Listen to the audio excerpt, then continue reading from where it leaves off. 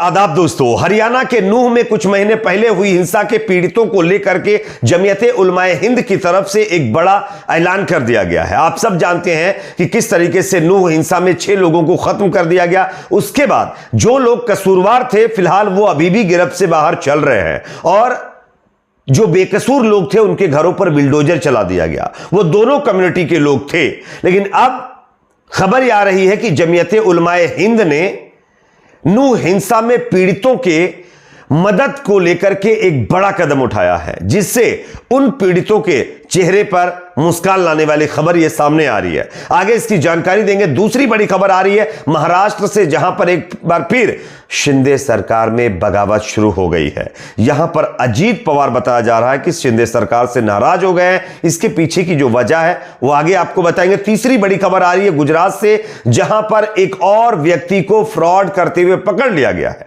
जानकारी यह मिल रही है कि एक व्यक्ति जिसने अपने आप को सीएमओ का अधिकारी बताकर खूब मलाई खाई और उसके बाद जब इन्वेस्टिगेशन हुआ तो पता चला यह सीएमओ का कोई अधिकारी नहीं, बल्कि कश्मीर में जिस तरीके से आपको पता होगा एक व्यक्ति ने अपने आप को पीएमओ का अधिकारी बता करके खूब मजे लूटे, इसी तरीके से यह भी फ्रॉड कर रहा था। अब फिलहाल पुलिस को चकमा देकर यह व्यक्ति भाग चुका है। आगे इस खबर की भी जानकारी देंगे, उससे पहले एक छोटी सी रिक्वेस्ट आपसे करेंगे दोस्तों, इस वीडियो को ज्यादा से ज्यादा शेयर करिए ताकि यह खबर दूसरे लोगों तक भी पहुंचे। चैनल पर नए तो सब्सक्राइब जरूर कर लीजिए। बात करेंगे पहली बड़ी खबर की। आप जानते होंगे कुछ महीने पहले नूह के अंदर एक फसाद हुआ और यह फसाद एक मंदिर में एक जो है रैली निकाली जा रही थी जल अभिषेक को लेकर के, उसमें मतलब जो है यह फसाद किया गया था, जिसमें 6 लोग खत्म कर दिए गए थे। हालांकि जिन लोगों ने इस हिंसा को अंजाम दिया उनमें से कई लोग अभी भी जेल से बाहर चल रहे हैं, लेकिन कुछ बेकसूर लोगों को यहां पर निशाना बनाने का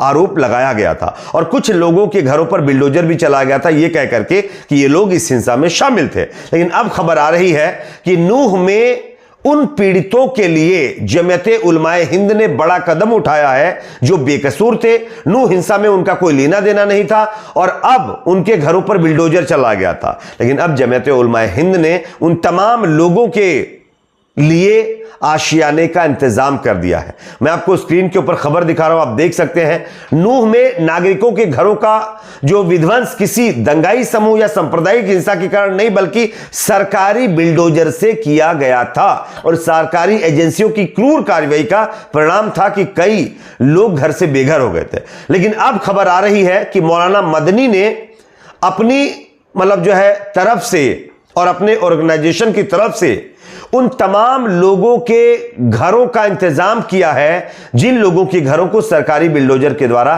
तोड़ दिया गया है। नूह दंगा पीड़ितों को जमीयते उलमाए हिंद ने घर बनवाकर चाबियां उनके हाथों में सौंप दी है। यह ताजा अपडेट फिलहाल सामने आ रही है, जहां पर यह अपने आप में एक बहुत बड़ा कदम जमीयते उलमाए हिंद की तरफ से उठाया गया है। जो काम सरकारी तंत्र को करना चाहिए था, जिन्होंने बेकसूर लोगों के घरों को तोड़ दिया, दोनों कम्युनिटी के लोग थे जो इस फसाद में शामिल भी नहीं थे, उनके घरों पर बिल्डोजर चला दिया गया। जो लोग इसमें शामिल थे पकड़े भी गए, उनके घरों पर बिल्डोजर नहीं चला गया। लेकिन अब फिलहाल एक राहत भरी खबर यह है कि नूह फसाद में पीड़ित लोगों के लिए जमीयते उलमाए हिंद की तरफ से कई लोगों के घरों को बनवाकर दिया गया है, उनको उनके घरों की चाबियां सौंप दी गई हैं। यह अपने आप में एक बड़ी खबर है। अगली खबर की बात करेंगे जो कि सामने आ रही है दोस्तों महाराष्ट्र में, जहां पर एक बार फिर शिंदे सरकार में बगावत हो गई है। कहते हैं ना, जब आप किसी के साथ धोखेबाजी करते हैं तो आपको भी धोखेबाजी से ही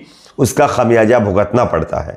आप सब जानते हैं कि शिवसेना उद्धव ठाकरे गुट से शिंदे ने बगावत करते हुए किस तरीके से बीजेपी के साथ मिलकर सरकार बना ली थी। उसके बाद आज शिवसेना जो उद्धव ठाकरे के बाद शिंदे गुट वाली बनी हुई है, उसका हाल क्या हो रहा है ये आप सब देख रहे हो। आए दिन कोई ना कोई विधायक अपना रोना रोते रहता है। लेकिन इसी महीनों के बाद लगभग 1 साल का वक्त होने वाला है, उसके बाद शिंदे से भी अजीत पवार नाराज हो गए। ये मैं नहीं कह रहा हूं, मैं आपको खबर दिखा रहा हूं, आप देख सकते हैं।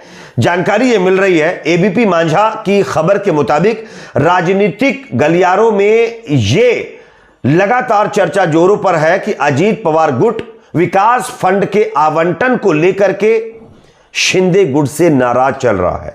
21 नवंबर को अजीत पवार के आवास पर विधायकों की एक बैठक बुलाई गई और इसमें कम फंड मिलने का आरोप लगा, जिसके बाद बताया जा रहा है कि शिंदे गुट के साथ साथ अब अजीत पवार के गुट के जो विधायक हैं वो कहीं ना कहीं अपनी सरकार से नाराज हो गए हैं।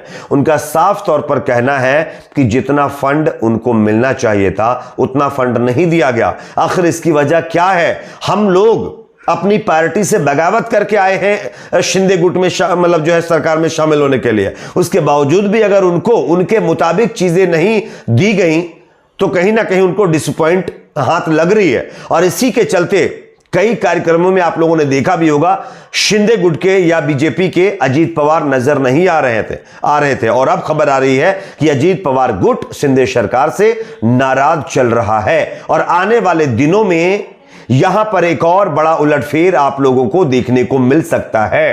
तो ये अपने आप में महाराष्ट्र के अंदर चल रहे सियासी संकट के बीच एक और ताजा खबर सामने आ रही है। आप सब देखते होंगे कि किस तरीके से कुछ दिनों से लगातार अजीत पवार और शरद पवार के बीच बैठकें भी चल रही हैं। सुप्रिया सुले, अजीत पवार भी कई मंचों पर एक साथ जो है देखे गए हैं। तो कहीं ना कहीं ये अब उम्मीद लगाई जा रही है और कई लोग ऐसा कयास भी लगा रहे हैं कि कहीं ना कहीं शिंदे गुट से अजीत पवार गुट अब अलग होने की कगार पर पहुंच गया है। हालांकि ऐसा होगा ही, ये देखने वाली बात है। अगली खबर की बात करेंगे जो कि सामने आ रही है गुजरात से। अक्सर आप लोगों ने देखा होगा गुजरात से बहुत सारे लोग फ्रॉड करते हुए पकड़े जाते हैं। ये लोगों का कहना है, मेरा नहीं कहना है।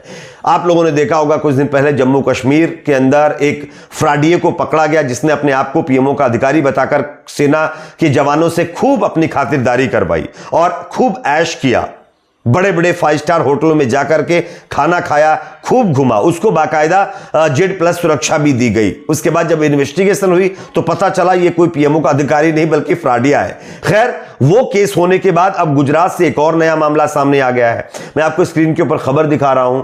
बताया जा रहा है कि गुजरात के अंदर खुद को सीएमओ में अधिकारी बताने वाले एक व्यक्ति को अब पकड़ा गया है। हालांकि वो पुलिस को चकमा देकर फरार जरूर हो गया है, लेकिन अपने आप को सीएमओ का अधिकारी बताने वाला व्यक्ति एक और गुजरात के अंदर पकड़ लिया गया है।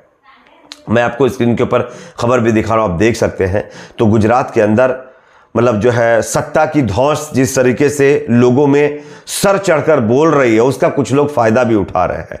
खुद को कभी सीएमओ का अधिकारी बता करके खूब मजे लूटते हैं, कोई पीएमओ का अधिकारी बता करके खूब मजे लूटता है, तो कभी कोई गृह मंत्रालय का अधिकारी बता करके खूब सेवा करवाता है। और आप देख सकते हैं गुजरात से ये एक और नया मामला सामने आया है। वैसे लोगों का यह भी कहना है कि अक्सर ऐसी खबरें बीजेपी शासित राज्यों से ही क्यों आती हैं, जहां पर बीजेपी सत्ता पर काबिज होती है, उसके अंडर में तमाम चीजें होती हैं, वहीं से इस तरह से फ्रॉडिये क्यों निकलते हैं। ये लगातार लोग सोशल मीडिया पर सवाल कर रहे हैं। लेकिन ये अपने आप में बेहद चौंकाने वाली खबर है दोस्तों कि खुद को सीएमओ का अधिकारी बता करके एक और व्यक्ति ने कई लोगों को ठगा और उसके बाद जब पुलिस ने जांच की और जांच शुरू की तब वो पुलिस को ही चकमा देकर फरार हो गया है। आप किस पर क्या राय है कमेंट सेक्शन में जरूर बताइए। वीडियो को लाइक शेयर, चैनल को सब्सक्राइब जरूर करें।